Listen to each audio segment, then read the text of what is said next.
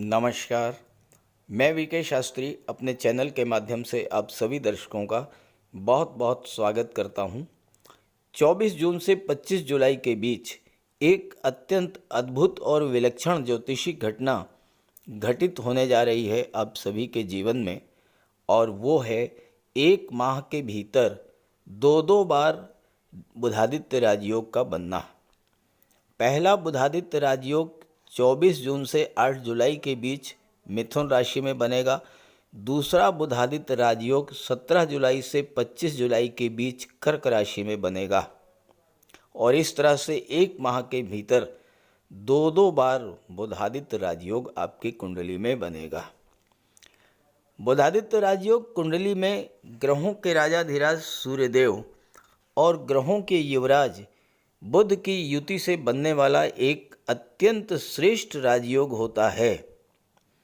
और ये राजयोग जिस जातक की कुंडली में बन जाता है उसे राजाओं और राजकुमारों के समान धन, वैभव, सुख, मान सम्मान और यश प्रदान करने वाला होता है। साथ ही साथ ये राजयोग जिस भाव में बनता है उसे बलवान बनाने का कार्य करता है। बुध एकमात्र ऐसे ग्रह हैं जो जब सूर्य के निकट होते हैं तो इनका प्रभाव कम नहीं होता है, बल्कि इसके विपरीत बुध अपना श्रेष्ठतम प्रभाव देने में सक्षम हो जाते हैं। बुध के अलावा और कोई भी ग्रह जब सूर्य के निकट होता है तो उसका प्रभाव कम हो जाता है, लेकिन बुध अकेले ऐसे ग्रह हैं जिनका प्रभाव बढ़ जाता है। ये राजयोग कुंडली के लग्न में, पंचम में, नवम में, दशम भाव में तो अत्यधिक श्रेष्ठ फल देता है, और 11वें भाव में तो ये अति विशिष्ट कारक हो जाते हैं। तो 24 जून से 25 जुलाई के बीच बनने वाले इस बुधादित्य राजयोग का, इस डबल बुधादित्य राजयोग का मीन राशि के जातकों के जीवन पर क्या प्रभाव पड़ेगा, इसी का विश्लेषण करेंगे इस वीडियो में। ये विश्लेषण आपकी चंद्र राशि के आधार पर किया जा रहा है, और वीडियो के अंत में मैं आपको बुध के उपाय भी बताऊंगा। तो ये है मीन राशि के जातकों की कुंडली। आपके लग्न के स्वामी हैं देवगुरु बृहस्पति, और देवगुरु बृहस्पति बुध के भी मित्र हैं और सूर्य के भी मित्र हैं। ऐसे में बुधादित्य राजयोग का अत्यंत शुभ फल मीन राशि के जातकों को मिलने जा रहा है। बुध का गोचर कुंडली के चतुर्थ भाव में है। 24 जून को बुध का गोचर चतुर्थ भाव में हो चुका है, और 24 जून से 8 जुलाई तक बुध के साथ सूर्य का गोचर होगा, और यहाँ पर बुधादित्य राजयोग बनेगा। यहाँ पर बुध अपनी स्वराशि में गोचर कर रहे हैं, केंद्र के भाव में गोचर कर रहे हैं। तो यहाँ पर भद्र महापुरुष राजयोग का भी निर्माण हो रहा है। और भद्र महापुरुष राजयोग एक ऐसा राजयोग हो जो कि धन का राजयोग होता है।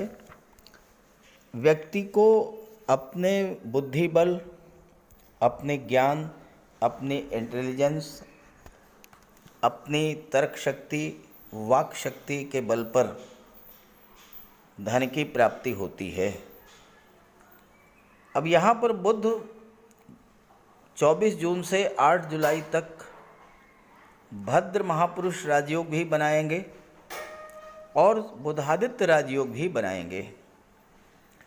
भद्र महापुरुष और बुधादित्य राजयोग का प्रभाव ये होगा कि आपको बिना किसी विशेष संघर्ष किए चतुर्थ भाव के सभी शुभ फल प्राप्त होने जा रहे हैं। चौथा भाव मातृभूमि का होता है। आप किसी कारण से अपने घर से दूर थे और अपने मातृभूमि वापस आना चाहते थे, तो ये समय ऐसा होगा कि आप अपनी मातृभूमि को वापस आ सकेंगे। चौथे भाव में बुधादित्य राजयोग बनने से भौतिक सुख सुविधाओं के लिए आपको संघर्ष नहीं करना पड़ेगा। ये चीज़ें आपको स्वतः प्राप्त हो जाएंगी। बुधादित्य राजयोग आपको बुद्धि, चतुराई और वाणी का धनी बनाएगा। वाणी से संबंधित कार्यों, शिक्षक का कार्य, वकालत का कार्य या फिर बैंकिंग सेक्टर से संबंधित कार्य या लेखन, गणित, व्यापार या कंसल्टेंट के रूप में आप सफलता अर्जित करेंगे, क्योंकि बुध और सूर्य की दृष्टि कुंडली के दशम भाव पर पड़ेगी, जो कि आपके कैरियर को शो करता है।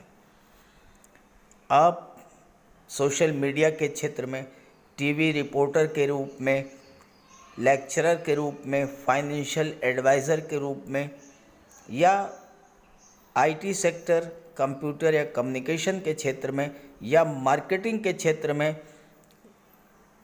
आप अपने अपने व्यावसायिक क्षेत्रों के माध्यम से धन और मान सम्मान अर्जित करेंगे, क्योंकि दृष्टि दशम भाव पर पड़ रही है।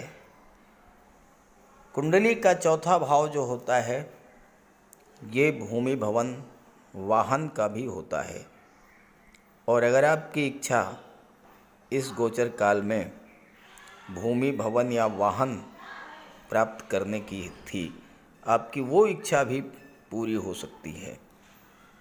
बुध यहाँ पर सप्तम के स्वामी हैं और सूर्य छठे भाव के स्वामी हैं, तो आपको व्यापार के क्षेत्र में भी उन्नति देखने को मिलेगी। आपकी डेली इनकम में वृद्धि होगी। बुध सुख के भाव में हैं तो आपके दाम्पत्य सुखों में भी वृद्धि करेंगे और आपका पारिवारिक जीवन अत्यंत सुखमय रहेगा। 8 जुलाई को बुध का गोचर कुंडली के पंचम भाव में हो जाएगा। पंचम भाव में 17 जुलाई को सूर्य का गोचर होगा। तो इस तरह से 17 जुलाई से लेकर के और 25 जुलाई तक पंचम भाव में सूर्य बुध का बुधादित्य राजयोग बनेगा। यहाँ पर बुधादित्य राजयोग बनने से पंचम भाव को बल मिलेगा। पंचम भाव शिक्षा का होता है। सूर्य छठे के स्वामी हैं, छठा भाव नौकरी का होता है। तो पंचम और छठे भाव का संबंध बनने से सीधा सा प्रभाव ये होगा कि अगर आप नौकरी की तलाश में हैं तो आपकी वो तलाश पूरी होगी। सूर्य और बुध की दृष्टि लाभ के भाव पर है तो आपको नौकरी का लाभ मिलेगा। व्यावसायिक सफलता आप अर्जित करेंगे। छठा भाव कर्ज का होता है, इसके स्वामी सूर्य हैं और सूर्य और बुध की दृष्टि लाभ के भाव पर है, जहाँ से आपकी इनकम, आपकी आय, आपके गेन्स का विचार किया जाता है। तो बुधादित्य राजयोग बनने का प्रभाव ये होगा कि आपको इतना धन मिलेगा कि कोई कर्ज अगर है तो वो उतर जाएगा। और बुध चूँकि सप्तम के स्वामी हैं जो कि व्यापार का भाव होता है, अगर आप अपने व्यापार व्यवसाय को बढ़ाने के लिए कर्ज लेना चाहते हैं तो आसानी से आपको कर्ज मिल भी जाएगा। बुध और सूर्य पंचम में गोचर कर रहे हैं। पंचम भाव संतान का होता है। आपको संतान से लाभ मिलेगा, संतान का लाभ मिलेगा, यानी संतान की प्राप्ति भी हो सकती है या फिर आपके संतान को कोई नौकरी मिल सकती है या आपके संतान को व्यापार व्यवसाय में सफलता मिल सकती है। पंचम भाव लव रिलेशंस का होता है। बुध सप्तम के स्वामी हैं जो कि विवाह के कारक हैं, तो आपके लव रिलेशंस में प्रगाढ़ता आएगी और विवाह के बंधन में बंधने का प्रबल योग बनेगा। जब भी सप्तम का स्वामी कोई शुभ ग्रह होता है तो विवाह का प्रबल योग बनता है, तो विवाह के बंधन में बंधने का भी ये बहुत अच्छा योग बनेगा। तो इस तरह से मीन राशि के जातकों के लिए 24 जून से 25 जुलाई तक का जो समय है ये अत्यंत शुभ फल देने वाला होगा। इस पूरे गोचर का आप ज़्यादा से ज़्यादा लाभ उठाएं और ज़्यादा से ज़्यादा लाभ उठाने के लिए आप बुध का उपाय अवश्य करें। तो बात करते हैं उपायों पर। बुध के इस गोचर का पूरा लाभ लेने के लिए बुध का उपाय जरूर कीजिएगा, और बुध का उपाय बहुत आसान है। भगवान श्री गणेश की उपासना करें और बुधवार के दिन गणेश जी के मंदिर में जाकर साबुत हरी मूंग का दान करें और गणेश जी के चरणों में बैठ करके कुछ देर अपनी समस्या का निवेदन करें। गणेश जी से आप अपनी बात रखें और उनका आशीर्वाद प्राप्त करें। ऐसे ही माता दुर्गा के मंदिर में जाकर के हरे रंग की चूड़ियाँ अर्पित करें। बुधवार के दिन गौ माता की सेवा करें और हरा चारा या गुड़ जो भी आपके लिए संभव हो वो उन्हें खिलाएं। बुधवार के दिन किसी किन्नर को यथाशक्ति आप दान करें और बुधवार के ही दिन घर के मुख्य द्वार पर पंच पल्लव का तोरण लगाएं, तो इससे आपको लाभ होगा। देखिए, बुध अकेले एक ऐसे ग्रह हैं जो कि राहु पर नियंत्रण कर लेते हैं। तो अगर बुध बली होंगे तो राहु पर का कोई भी अशुभ प्रभाव आप पर नहीं पड़ेगा। इसलिए बुधवार के दिन ओम बुम बुधाय नमः, ओम बुम बुधाय नमः इसका जाप करें और मिट्टी का एक खाली घड़ा जल में प्रवाहित कर दें। रत्न धारण करना चाहते हैं तो पन्ना धारण कर सकते हैं, लेकिन किसी योग्य ज्योतिषी की सलाह लेने के बाद। बुध का रंग हरा होता है, तो अपने घर में जितना आप हरियाली रख सकें, पेड़ पौधे लगा दें, फूलों के पौधे लगा दें। अगर जगह नहीं है तो गमले में कुछ पौधे लगा दें।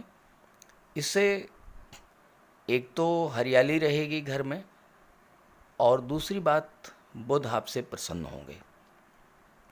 और आपके घर में कोई कन्या हो, आपकी बेटी, बहन या भतीजी कोई भी हो, कभी भी आप घर से बाहर जाएं और वापस आते समय खाली हाथ न लौटें, उसके लिए कुछ लेकर के आएं। मिठाई है, खिलौने है, चॉकलेट है, टॉफ़ी है, चिप्स हैं, कुछ भी लेकर के आइए। खाली हाथ मत आइए, उसका आशीर्वाद प्राप्त करते रहिए। और अगर आप किसी शुभ कार्य के लिए घर से बाहर निकल रहे हैं तो जाने से पहले उस कन्या को कुछ उपहार दे करके निकलें। कुछ नहीं है तो 10-20 रुपए ही दे दें। रास्ते में गौ माता मिल जाए तो उनको प्रणाम करके और गुड़ खिला दीजिए। और रास्ते में अगर कोई किन्नर मिले तो उसे कुछ पैसे दे दीजिए, उसे दान दे करके उसका आशीर्वाद प्राप्त कर लीजिए। ये बहुत सरल से और छोटे छोटे उपाय हैं। जिस भी कार्य के लिए आप जा रहे हैं, चाहे वो शादी ब्याह का रिश्ता तय करना हो, चाहे नौकरी या इंटरव्यू के लिए जा रहे हों, चाहे किसी बिजनेस डील के लिए जा रहे हों, आप जिस भी कार्य के लिए जा रहे हों वह कार्य आपका सिद्ध होगा। तो बुध के उपाय ज़रूर कीजिएगा। और ये जानकारी और मेरी बात अगर आपको अच्छी लगी हो तो अपने साथियों को, मित्रों को भी ज़रूर शेयर कीजिएगा। नमस्कार।